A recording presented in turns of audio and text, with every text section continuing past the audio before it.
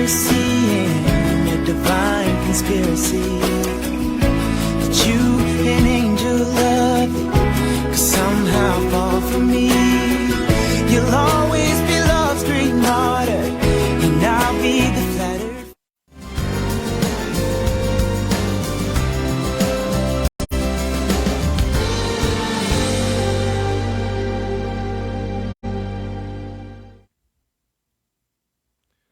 Olá, queridos irmãos em Cristo Jesus, saudações de paz a todos os nossos amigos e amigas, aos nossos irmãos internautas.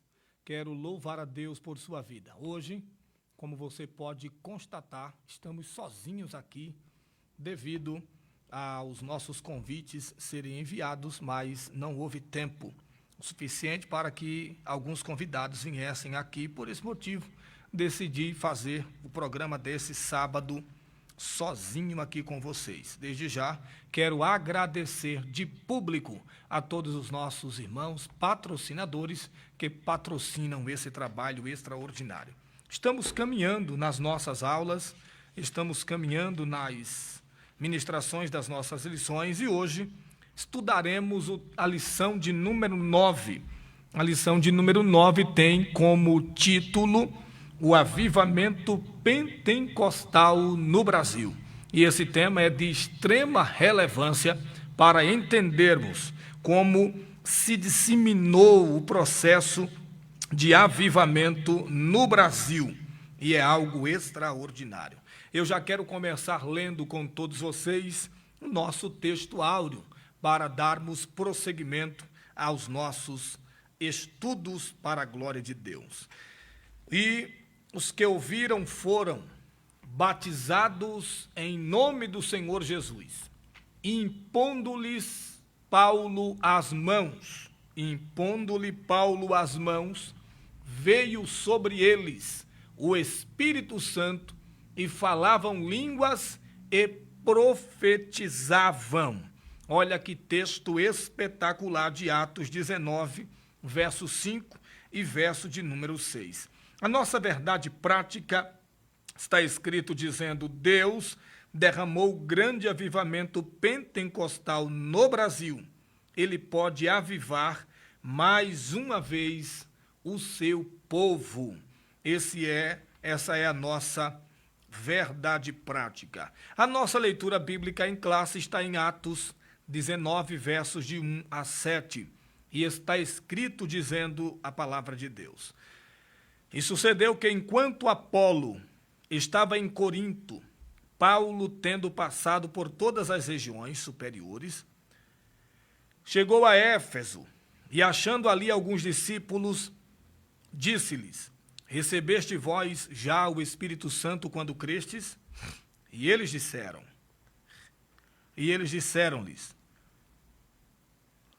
nós nem ainda ouvimos que haja o Espírito Santo.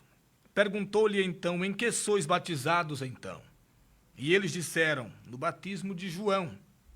Mas Paulo disse: certamente João batizou com o batismo do arrependimento, dizendo ao povo que cresce no que após ele havia de vir, isto é, em Jesus Cristo. E os que ouviram foram batizados em nome do Senhor Jesus. E impondo-lhes Paulo as mãos, veio sobre eles o Espírito Santo e falavam línguas e profetizavam. Estes eram, ao todo, uns 12 varões. Olha aí, essa é a nossa leitura bíblica em classe. E na apresentação da nossa lição, temos aí 3 objetivos principais.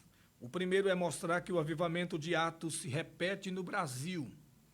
O segundo é pontuar o nascimento do novo movimento, explicar a expansão do avivamento pentecostal. Então vamos dentro dessa linha de raciocínio, traçando aqui, meus irmãos, quero comunicá-los de que nós faremos a nossa fala traçando um resumo geral de toda a nossa lição, entendendo ou subentendendo os 3 pontos que são visualizados. E o primeiro ponto aqui é que o movimento de Atos, ele repete-se no Brasil, tá? Como isso se dá? Nós sabemos que, em primeiro lugar, nós temos que traçar um pano de fundo para entendermos a nossa lição, e o comentarista da nossa revista, Elinaldo Renovato, vai falar sobre o episódio do ano de 1858, quando foi aberta a primeira igreja pentecostal no Brasil em língua portuguesa, tá? Em língua portuguesa, e ele vai falar sobre o médico, o doutor Calley, ou Caulley. Caulley traz como um legado importantíssimo a história da nossa igreja, em que ele consistiu no estabelecimento de uma igreja brasileira autossuficiente, que logo expandiu sua influência a Portugal, de maneira que a missão evangelizadora do Brasil e Portugal foi fundada, de fato, no ano de 1890, no dia 11 de julho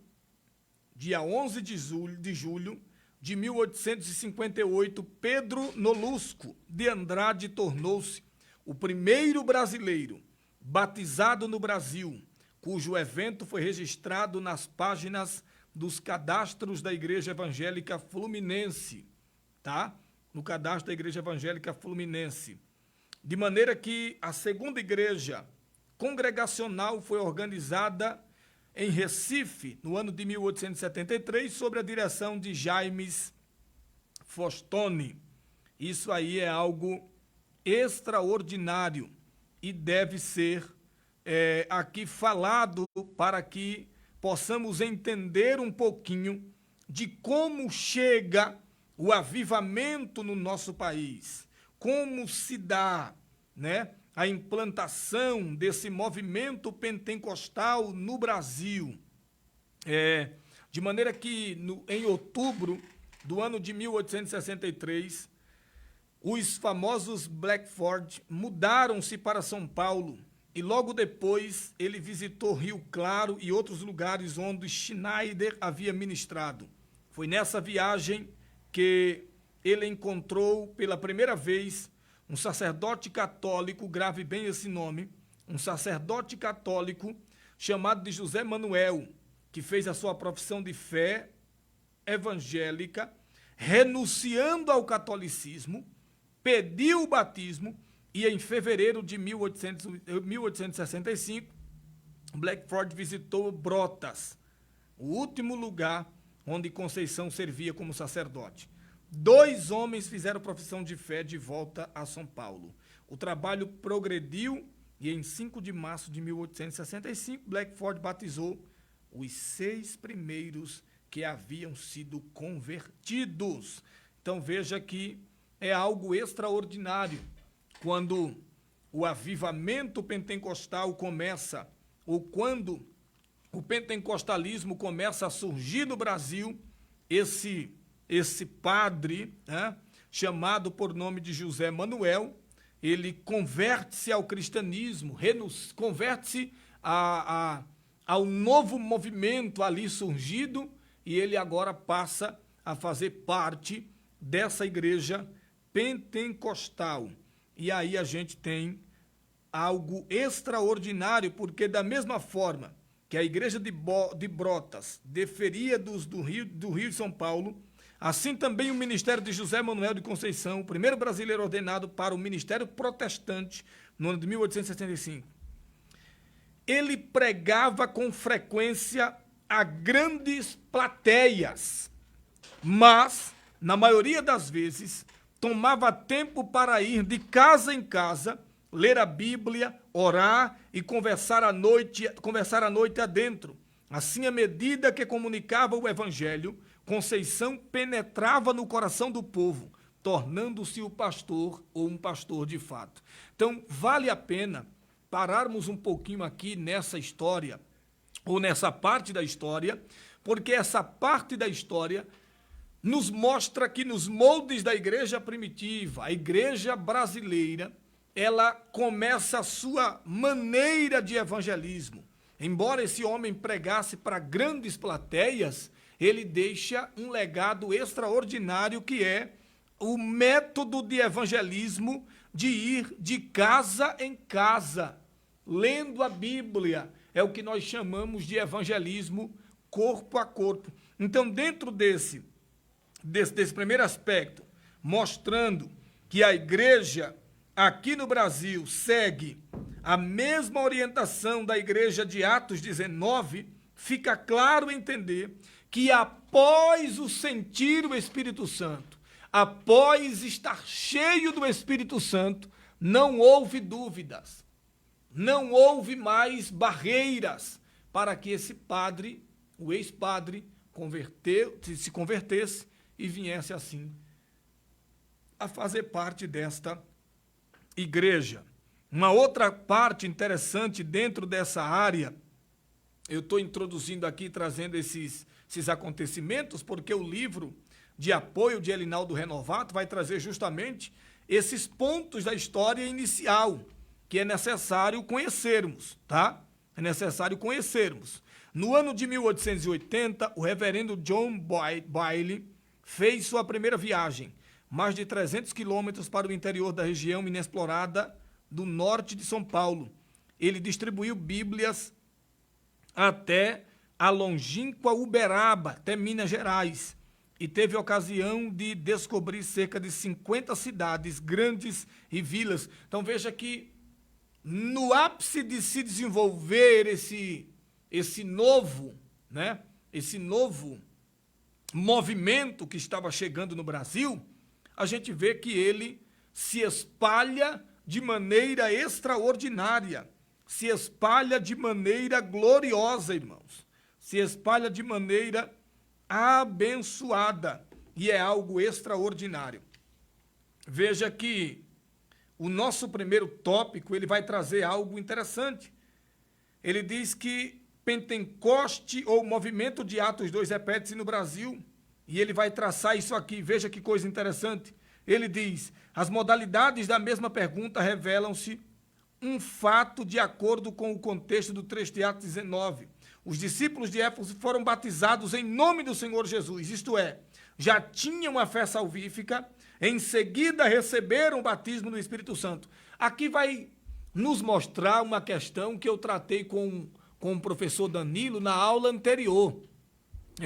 Eu tratei com o professor Danilo na aula anterior, e também no nosso EBA desse ano, o professor Marcelo falou um pouquinho. Na verdade, o pastor, que é pastor aqui de Curitiba, o Wagner Gabi, tratou sobre um assunto interessante, que em Atos 2, parece-me que fica transparecido que para se receber o batismo do Espírito Santo era primeiro que o camarada se convertesse, batizasse, e depois ele recebia. Só que a gente sabe que essa ordem não se segue, tendo em vista que há inúmeros relatos, e eu já vi pessoas que no ato de dobrarem o joelho para aceitar Jesus, já recebem o batismo do Espírito Santo e falam línguas estranhas. Então, isso aqui não é uma regra, tá? Deve acontecer assim, mas não é uma regra. Deus, muitas vezes, faz de forma diferente, faz de maneira que nós ficamos perplexos, porque Deus faz na hora que quer e quando quer. Então, no tópico 2, vai falar a questão da plenitude do Espírito Santo. Como a gente já viu na lição anterior, duas experiências distintas no livro de Atos 19. A primeira, a experiência da salvação, e depois o batismo no Espírito Santo. Primeiro vem a experiência da salvação, e depois vem o batismo no Espírito Santo. Então veja que o batismo no Espírito Santo, em Atos 19, a gente vê que essas duas experiências estão grifadas de maneira clara, de maneira objetiva, de maneira explícita, Os discípulos foram batizados em águas e depois receberam o Espírito Santo com a imposição de mãos. Repetindo, Isso aqui não é uma regra, tá? É para se acontecer dessa maneira. Todavia, eu já vi e inúmeros outros irmãos já viram quando pessoas estão aceitando a Jesus e no ato de aceitarem Jesus já recebem o batismo no Espírito Santo. Isso se dá, isso acontece porque justamente é Deus quem faz da forma que quer e do jeito que quer. Esse é o nosso tópico de número 1. E aí, a gente vê que eles foram chamados por Deus. Algo semelhante aconteceu aqui no Brasil por intermédio de Daniel Berg e Gunnar Vingre. Olha aí que coisa interessante. Isso se dá, isso aconteceu aqui também no Brasil por intermédio de Daniel Berg e Gunnar Vingre, que vieram, né? Glória a Deus, lá da Suécia, e aí vieram e implantaram aqui o movimento ou a igreja Assembleia de Deus, tá? E aí a gente viu que eles saíram da igreja batista, os batistas já haviam se espalhado rapidamente pelo Brasil, e um homem chamado por nome de Bagby mostrou-se um missionário incansável, pois viajava a todos os lados do país, tá? Levando a poderosa palavra de Deus. Veja que quando o protestantismo vem ao Brasil, ele vem na virada do século XIX para o século XX. Na virada do século XIX para o século XX, e esse pentecostalismo vem trazendo uma mudança dramática, né, no Brasil, uma mudança drástica, uma mudança tremenda. Essa modalidade originária dos Estados Unidos, bem como no início do século, veio para a América Latina em 2 modelos distintos, no modelo sueco e no modelo italiano. O movimento da Assembleia de Deus começou no Brasil, como estamos falando aqui, no nosso tópico de nosso subtópico de número 3, trazido por Daniel Berg e Gunnar Vingre, que aportaram em Belém do Pará, exatamente no ano de 1910. Eles trabalhavam e ministravam, eles trabalharam na primeira igreja batista, até que o primeiro brasileiro recebeu o batismo no Espírito Santo. Quem era ela? Quem era ele, esse brasileiro? Nada mais, nada menos que Celina de Albuquerque. Em julho de 1911, a primeira igreja Assembleia de Deus foi formada em 18 de junho, com 17 membros saídos da Igreja Batista de Belém, dos 2 missionários saídos da Igreja Batista de Belém, além dos 2 missionários durante as 2 primeiras décadas, tá? A gente vê que as Assembleias de Deus vai se desenvolvendo. Agora, um ponto interessante que eu queria trazer aos irmãos é que Daniel Berg e Gunnar Vingre saem de dentro da Igreja Batista. Quero traçar aqui e dizer a vocês que eles não se rebelaram, né? Eles apenas não concordaram com o jeito daquela igreja trabalhar, e além disso, eles haviam recebido o batismo no Espírito Santo. Então não tinha como ficar naquela controvérsia, tá? Então eles aí saíram, e a gente já sabe que eles iniciam a igreja aqui no Brasil, tá? Algo extraordinário e algo maravilhoso. E é interessante que esse movimento, ele se espalhou vagarosamente pelo Brasil, porque era um movimento novo e um movimento que não era tão fácil de aceitar. Hoje já temos aí milhares de igrejas pentecostais, mas na época não era um movimento fácil de aceitar. O segundo aspecto é que esse movimento veio também, além dos suecos, veio pelo modelo italiano, ou por um italiano. O nome desse era Loris Francescon, tá? Um italiano-americano foi para São Paulo no mesmo ano que Zwingli e Berg iniciaram seu ministério. Franciscon foi convidado para pregar na igreja presbiteriana no Brás, em São Paulo, o que fez com muita eficácia. Por tratar-se de um núcleo italiano, a comunidade aceitou bem a sua mensagem, mas os líderes não deram ou não acompanhou muito bem os seus raciocínios e suas práticas.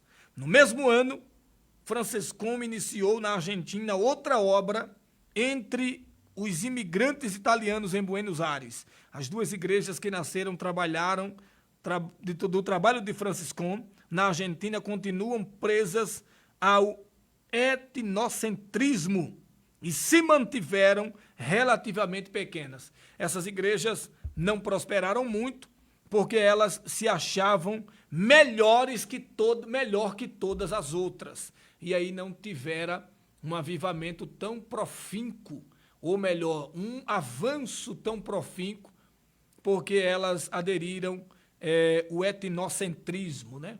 O etnocentrismo trata daquelas pessoas que se acham melhores ou a única pessoa a se seguir. E por causa disso, eles não avançaram, tá? Então, quando a gente vai observar aqui, por exemplo, dentro do segundo ponto, que é o nascimento de um novo movimento, é justamente esse movimento que abala as estruturas do convencional da época. Aí nasce agora, né, o novo movimento, trazendo a sua caracterização do protestantismo latino-americano. E aí a gente vê que a pregação do avivamento pentecostal, a pregação dos missionários chamou a atenção das igrejas tradicionais. Inclusive, esses foram até perseguidos, tá? Houve até perseguição por parte, no início da Igreja Católica. Muitos eram adjetivados de bode, tá? Na minha região do Nordeste, em Alagoas, as pessoas, há anos atrás, eram chamadas de bode. Eu vi várias vezes as pessoas. Já fui chamado assim na época, eu não sou tão novinho como aparenta ser, já 37 anos, e eu vi, alcancei um pouco dessa perseguição, não como nessa época assim, tá? Não como nessa época assim.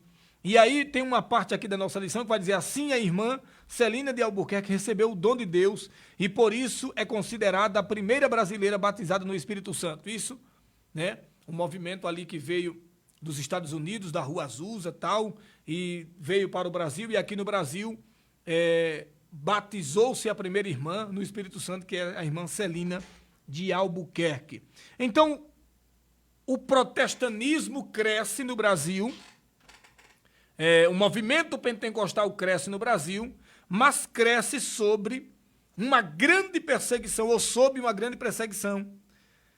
Os protestantes que trouxeram o evangelho à América Latina transmitiram uma forma de cristianismo ao mesmo tempo dogmática, puritana e, num certo sentido, um movimento extraordinário que tratava-se de um cristianismo que exercia uma decisão de transformar o estilo de vida. Quando eles começaram a trazer, e agora aqui eu quero falar algo extraordinário para você entender como se deu essa perseguição devido ao crescimento do cristianismo, do protestantismo, do movimento pentecostal, é que, ao contrário do que andam fazendo por aí, com o movimento pentecostal, e tem muita gente aí que não carrega mais um movimento pentecostal genuíno, aquele movimento pentecostal equilibrado, que logo no início veio trazendo a ideia de que deveria, no ato da decisão a Cristo, ser transformada a sua vida, o seu estilo de vida ser mudado, tá? Envolvia aí inúmeras implicações éticas e sociais. Embora envolvesse uma interiorização da fé, ela também resultou na criação de uma nova comunidade com múltiplos relacionamentos interpessoais. Então, logo no início, houve uma avassaladora perseguição, porque o movimento pentecostal trazia a ideia de que o ser humano, ao receber o batismo do Espírito Santo, ele era automaticamente reerguido, regenerado, transformado, mudado. Então é por isso que eu digo e reitero aqui, inúmeras vezes, se for possível, que avivamento é transformação de vida, é mudança de vida, mudança em todos os aspectos. Você percebe que na história da igreja, quando de repente surge um outro movimento chamado o liberalismo, né? E aí, quando o liberalismo começa a entrar, a igreja começa a ser minada com uma série de ataques que começa a ser chamada de legalista. É justamente nessa época a igreja começa a ser chamada de legalista, porque começa a pregar um evangelho transformador que muda o caráter, muda a forma de ser, de viver, de andar, e etc. Então, são chamados aí, com muita frequência nessa época, de legalistas, tá? Veja que este estudo não enfatizou os aspectos doutrinários da implantação da igreja na América Latina e, porém verdade que ao longo de todo esse período de formação do protestantismo latino, os missionários introduziram uma teologia conservadora, baseada nas escrituras como norma de fé.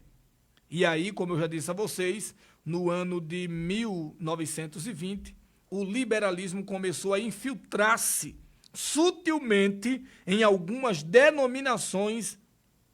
As restantes mantiveram-se solidamente evangélicas. Nas palavras de um escritor chamado de Émile Leonardi, as igrejas latino-americanas são verdadeiramente reformadas. A palavra é o centro do culto e da vida e da razão de ser da igreja. Então veja que quando nos acusam ou quando acusam os pentecostais de pessoas que não gostam de ler, gostam só de barulho, de baderna e etc., não há verdade nessa acusação, porque nós gostamos de ler, nós lemos a palavra de Deus. Agora, o que estão fazendo ao nosso entorno com o pentecostalismo é algo chocante, irmãos. É algo chocante. Eu vejo nas redes sociais todos os dias, meu Deus do céu, que me dá até vergonha. Me dá até vergonha às vezes, porque há muito banalizaram no nosso país o movimento pentecostal. Digo isso não do movimento genuíno, verdadeiro, trazido pelo Espírito Santo. Então veja que as perseguições contra os pentecostais eram grandes, conforme está escrito em Mateus 5,10. Elas se davam na esfera litúrgica, entre outras. Por exemplo, nos primeiros batismos no Pará, alguns inimigos da obra tentaram impedir o ato batismal. Há registro de que um deles até sacou um punhal para investir contra os missionários Gunavingre. Foi a irmã Celina que impediu o crime. Então veja que vários movimentos contrários se levantaram contra o movimento pentecostal. E aí, esse movimento trazia grandes curas divinas e houve perseguição também, dificuldades no início da obra, também houve intervenção gloriosa de Deus na vida do seu povo. No Diário de um Pioneiro, obra escrita pelo missionário Gunavingre, ele faz o seguinte relato. Uma irmã foi curada de uma enfermidade incurável, no lábio. Um homem paralítico que estava moribundo e não podia mais falar, foi curado e veio depois para nossos cultos. Então veja que uma criança que estava moribunda com uma febre foi curada, um homem de idade que sofrera com uma hérnia por 9 anos foi curado, outro homem que havia estado enfermo muitos meses com febre e tinha todo o seu corpo inchado, foi tanto curado como batizado com o Espírito Santo. Então veja que esses relatos são extraordinários, esses relatos são maravilhosos. Aí diz que a esposa, quando viu o que aconteceu, se entregou também ao Senhor. Além desse homem ser curado, ser batizado, a sua esposa, quando viu, também se entrega a Cristo. Agora, meus irmãos, fica claro que quando entra, né, o liberalismo, destrói qualquer coisa. O protestantismo latino-americano era caracterizado por sua simplicidade e espontaneidade. Entretanto, nesse aspecto, com a liturgia rígida da igreja, a multiplicidade de hinos, a liberdade de adorar num templo ou numa residência, num restaurante ou ao ar livre, contrastavam decididamente com um romantismo que havia abandonado. Os cultos tornaram-se um ponto de encontro com pessoas de fé idêntica, que viviam a algumas distâncias uma das outras. Reunir-se significava formar uma comunidade. Então é necessário que a gente tenha esse conhecimento bíblico e também da parte da história da nossa igreja. E aí nós vamos aqui para o nosso terceiro ponto, que é a expansão do avivamento pentecostal. Ele se expande, e ele se expande no modelo centrífugo, tá? O avivamento espiritual fez com que a nossa igreja no Brasil buscasse um modelo de crescimento centrífugo, ou seja, de dentro para fora. Ou seja, recebe esse avivamento do Espírito Santo e são impulsionados a ganhar almas para o reino de Deus. Não é uma igreja que fica dentro de quatro paredes. Tá aí. Alguém às vezes me pergunta, Emerson, como você explica o crescimento da igreja Assembleia de Deus no Brasil e no mundo? Fácil, simples. É que nós não ficamos apenas dentro de quatro paredes. Nós saímos das quatro paredes e vamos de fato para o mundo, evangelizá-los, ganhá-los para Jesus. Nós não temos o método de pescar no aquário alheio, né?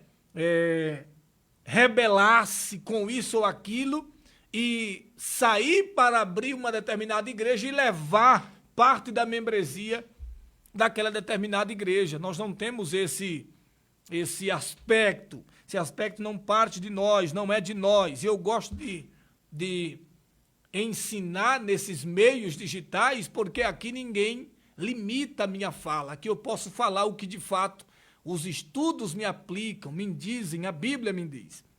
Então veja aqui, começaram cultos numa casa, num pequeno salão, num bairro, numa cidade. Os pentecostais evangelizavam pelas ruas, casas, escolas, hospitais.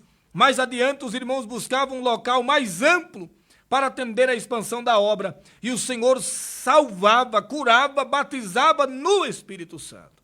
Veja bem.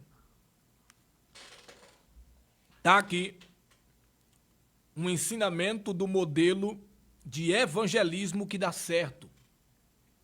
Ô Emerson, qual o modelo de evangelismo que dá certo? Está aqui. É o evangelismo pessoal. É o evangelismo de casa em casa. A Assembleia de Deus cresceu assim. E esse é o crescimento que a igreja tem nos moldes da igreja primitiva. Saíam de casa em casa. Eu me lembro que na cidade onde eu sou natural, na cidade onde eu nasci, né? Eu me lembro muito bem que evangelizei por muitos anos os loteamentos, né? Hélio Jatobá 1 e 2. Na verdade, primeiro o loteamento Hélio Jatobá 1. Quem estiver me assistindo do Nordeste sabe do que eu estou falando, aí em Alagoas, em São Miguel dos Campos. E nós evangelizávamos todo domingo.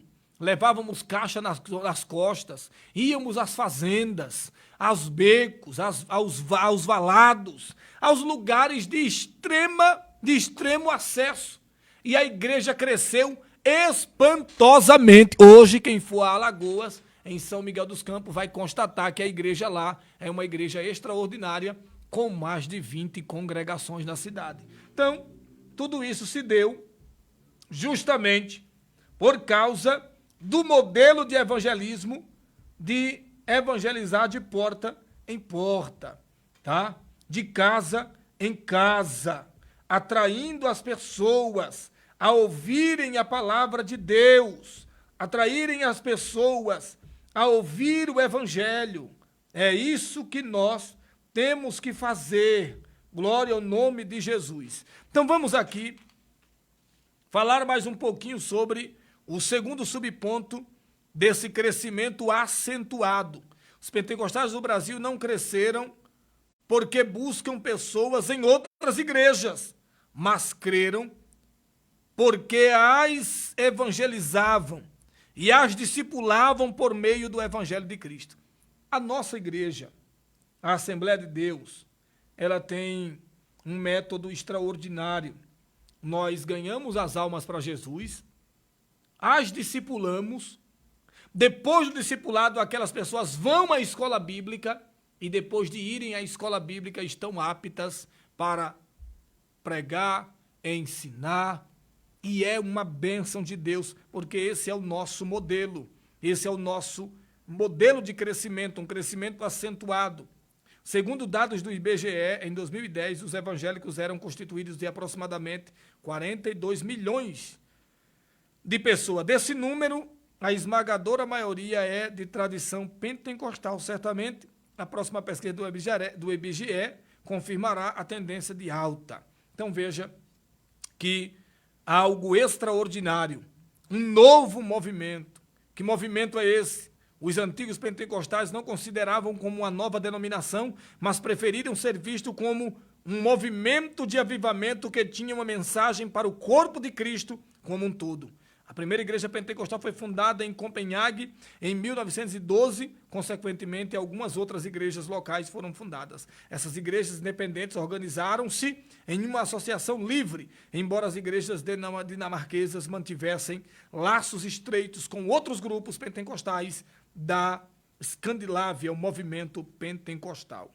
Então veja que aqui nós traçamos esse plano para que você entenda de forma clara e objetiva como se deu o movimento pentecostal no Brasil. É óbvio que nós não temos um tempo tão grande de aperfeiçoamento dos estudos.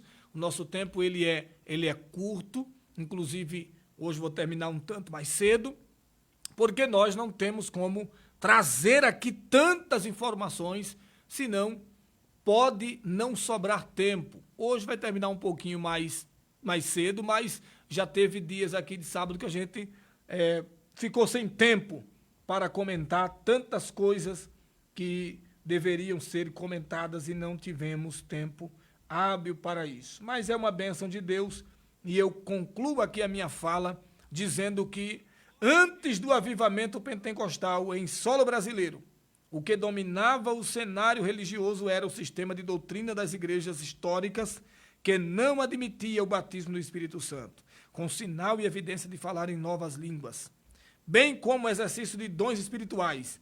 Essas manifestações espirituais fundadas na palavra de Deus são marcas do verdadeiro avivamento pentecostal no Brasil, tá?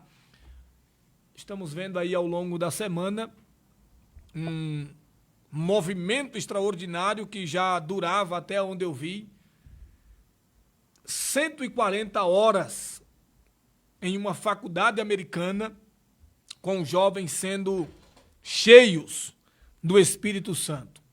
Então, a gente sabe que a promessa de Joel, ela vai se cumprindo na nossa vida e com o passar do tempo que a Bíblia diz que há de ser que nos últimos tempos, ou nos últimos dias, derramarei do meu Espírito sobre toda carne. Então eu creio nessa promessa maravilhosa de Deus e eu creio naquilo que o Senhor tem para todas as nossas famílias. Que Deus possa abençoar a sua casa de uma maneira tremenda e poderosa. Quero já informar a todos que no próximo sábado teremos aqui mais um pastor visitante para trazer a lição poderosa da palavra de Deus. Já quero agradecer a todos os nossos amigos internautas, agradecer a todos os nossos patrocinadores que estão patrocinando esse programa abençoado que irá se aperfeiçoar ao longo do tempo, ao longo dos anos. Logo, muito em breve, nós se aperfeiçoaremos cada vez mais e cada vez mais traremos informações muito mais relevantes para que você possa desempenhar de forma poderosa o seu ministério de ensino. Já quero aqui pedir que todos compartilhem esse trabalho, divulguem esse trabalho, e você que quer ser nosso patrocinador, entre em contato conosco ou com as pessoas aqui da nossa Web TV e o nome do Senhor será glorificado. Deus abençoe sua família, Deus abençoe sua casa, em o nome do Senhor Jesus, e até o próximo sábado com a ajuda de Deus. Deus os abençoe.